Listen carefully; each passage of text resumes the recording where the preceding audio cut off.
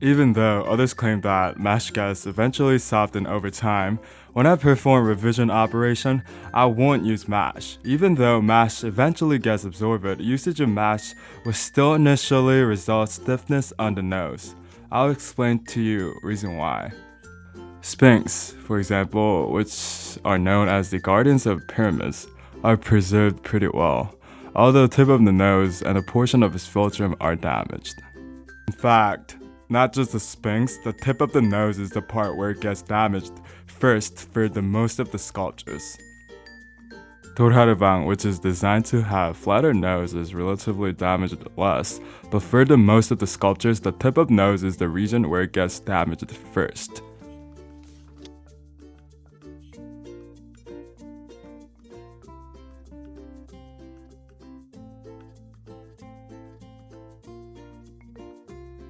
The structure of noses consists with immobile bone, freely moving nasal septal cartilage, and shaking wing cartilage.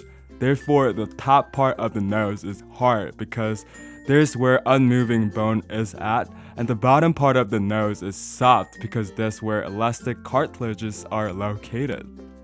For example, think of a fishing rod. The initial part is very stiff, but as it goes towards the end, the rod bends.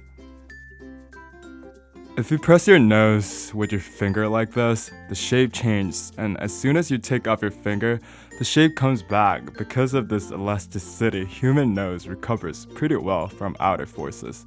Therefore, unlike the nose of the sculptures, real human nose don't get damaged quite easily.